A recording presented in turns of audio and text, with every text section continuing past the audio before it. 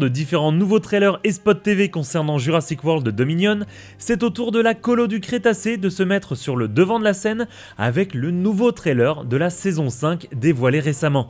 Étant revenu en France après 10 jours de vacances, nous allons découvrir en vidéo toutes les différentes informations concernant la dernière saison de la série Netflix, sa date de sortie, son histoire saupoudrée de théories et même quelques informations provenant directement du producteur de la série. Comme toujours, si vous n'aimez pas les vidéos pleines de théories, n'hésitez pas à découvrir une autre vidéo qui va s'afficher en haut à droite. Pour les autres, bienvenue dans cette vidéo et bienvenue à Jurassic Smash.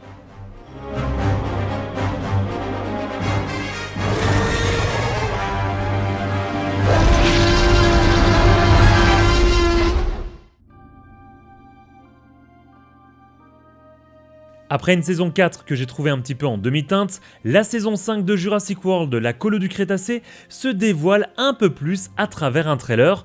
Attendu pour le 21 juillet 2022, soit à peu près un mois et demi après la sortie de Jurassic World Dominion, le monde d'après en français, il paraît de plus en plus probable que la dernière saison de la série dévoile des éléments importants concernant le troisième film de la saga Jurassic World, même si pour le moment le lien n'est pas très clair entre les saisons 4 et 5 et le dernier film Jurassic World Dominion, il y a fort à parier que ces deux saisons et Jurassic World Dominion partagent de nombreux éléments scénaristiques.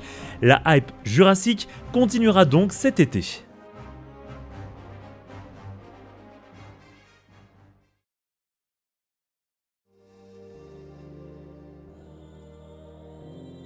Pour en revenir sur le trailer, différents éléments sont très intéressants. Tout d'abord, la première partie du trailer montre différents passages des premières saisons revenant sur la chute de Jurassic World avec la phrase « Le parc est fermé », référence à la tagline « Le parc est ouvert », dévoilée sur la partie un petit peu marketing du film Jurassic World en 2015, ou encore « Le royaume est tombé », référence à Jurassic World Fallen Kingdom sorti en 2018. La dernière tagline de l'intro dévoile la phrase « L'attente est terminée », signifiant sûrement que tous les éléments scénaristiques de la série seront dévoilés dans cette dernière saison. Puis le trailer s'accélère, on y découvre les différents campeurs arrivant dans le biome de la forêt. Point intéressant ici, ils sont au complet, même si on ne voit pas Darius sur cette image, on sait qu'il est avec le groupe dans les images qui vont suivre, mais un personnage est manquant, Kenji. Alors que l'adolescent a pu retrouver son père à la fin de la saison 4, il semble absent d'une partie de la saison, tout comme Darius l'a été dans la saison 4 lorsqu'il était entre guillemets capturé par Cash. Dans un autre plan, on découvre le même biome affichant un élément d'alerte dans le ciel, sûrement là où se trouvent les T-Rex.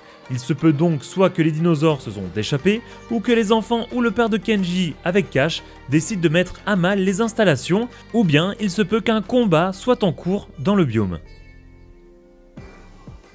Dans un autre plan, on découvre les enfants, encore une fois sans Kenji, regarder ce qui ressemble à un débarquement de containers, a priori sur des véhicules automatisés. Point intéressant pour une fois, l'île semble être habitée et on peut y voir des adultes surveiller les cargaisons. Puis s'enchaîne un plan avec le père de Kenji possédant une sorte de talkie-walkie face à la carte de l'île de Mantacorp.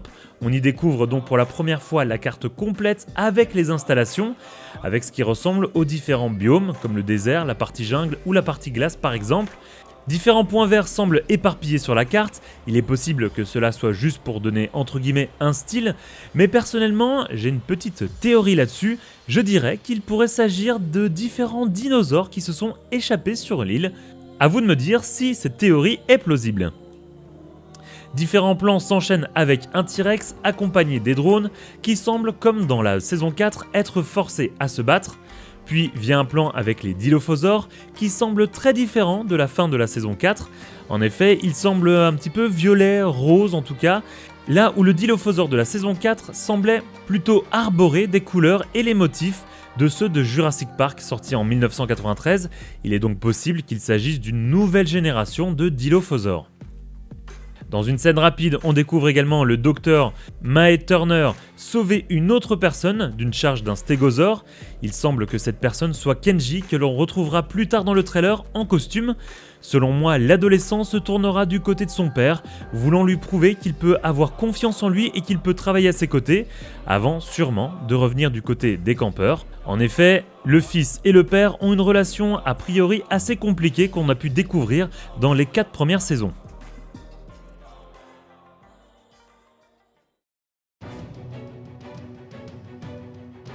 Cette scène-là est la plus importante selon moi du trailer. On y découvre le père de Kenji accompagné de mercenaires, ressemblant parfois aux mercenaires de la saison 3, tenant dans leurs mains des télécommandes pouvant contrôler a priori des dinosaures. Comme intégré rapidement dans la saison 3, on sait qu'une puce est disponible et qu'il est possible de contrôler le mental et les actions des dinosaures. Cette scène fait donc très Pokémon entre guillemets et j'ai hâte de voir comment elle va être traitée en espérant qu'elle ne soit pas trop kitsch. On découvre donc le Spinosaure de la saison 4 qui est de retour comme un Baryonyx et un Carnotaure qui semble avoir un peu la peau brûlée.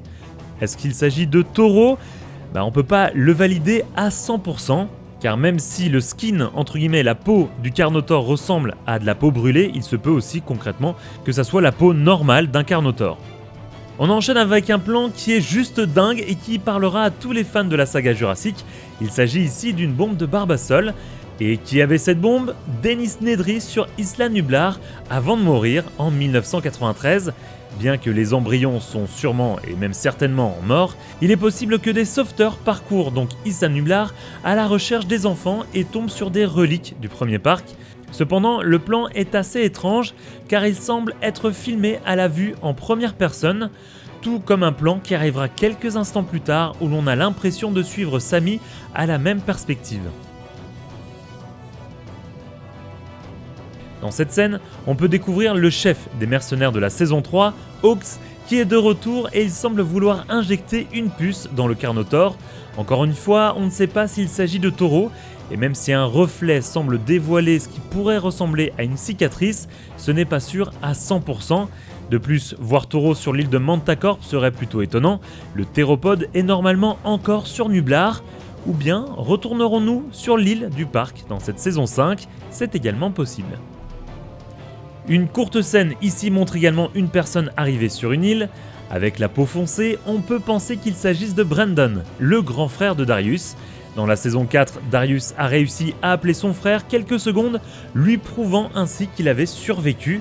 Il est donc normal que le grand frère vienne sur Nublar, sûrement accompagné d'amis casse-cou ou bien de mercenaires ou encore de sauveteurs.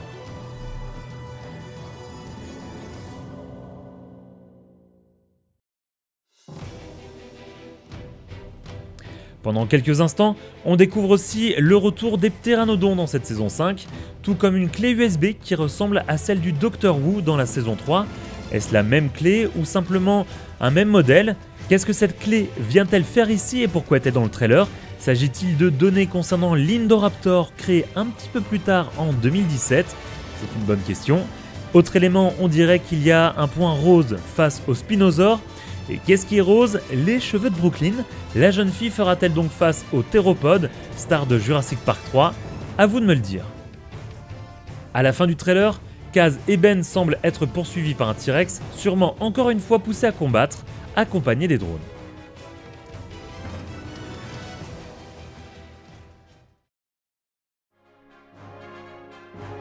Au-delà du trailer, Scott Creamer a pu lâcher quelques éléments dans les colonnes de Entertainment Weekly. Il nous dit: dans cette dernière saison, notre camp femme, qui pourrait être traduit par famille de la colo, sera mis au défi comme jamais auparavant. Ils devront faire face à de nouvelles menaces, dinosaures ou autres, les relations seront testées, les liens seront brisés et, dans certains cas, changés à jamais. Tout a été préparé pour en arriver là. Même après tout ce que nos héros ont dû surmonter au cours de la série, les chances de survie n'ont jamais été aussi grandes, le danger n'a jamais été aussi réel et les enjeux n'ont jamais été aussi élevés. On sait donc du coup que de nouveaux dinosaures seront mis en avant dans cette saison, j'ai hâte de savoir lesquels, mais aussi que des liens seront brisés. S'agit-il de Kenji qui trahit ses amis, de la rupture entre ce personnage et Brooklyn qui venait de se dévoiler leurs sentiments dans la saison 4 ? Personnellement, j'ai vraiment hâte de voir cette saison 5 et de voir comment elle pourrait continuer ce qui a été abordé dans la saison 4 sans devenir trop kitsch. Moi, c'est un petit peu la peur que j'ai avec cette saison 5, car comme je vous l'ai dit dans ma vidéo review, il y avait du très positif, mais il y avait également, pour moi, c'est très personnel, aussi du très négatif. Donc j'ai hâte de voir cette saison 5 en espérant qu'elle ne tombe pas trop dans le kitsch à la Pokémon. Comme toujours, n'hésitez pas à me dire ce que vous pensez de toutes ces informations en commentaire. Vous pouvez devenir membre fondateur pour avoir accès à des émoticônes sur la chaîne ou devenir membre soutien et avoir votre pseudo YouTube mis en avant à la fin de mes vidéos ainsi qu'un accès à certaines vidéos en avant-première. Pour cela, cliquez sur l'onglet rejoindre sous cette vidéo. Merci à mes membres soutiens et à toutes les personnes qui supportent cette chaîne en vous abonnant et en partageant mes vidéos sur vos réseaux sociaux. Nous, on se donne rendez-vous dans une prochaine vidéo. Salut les Smashers!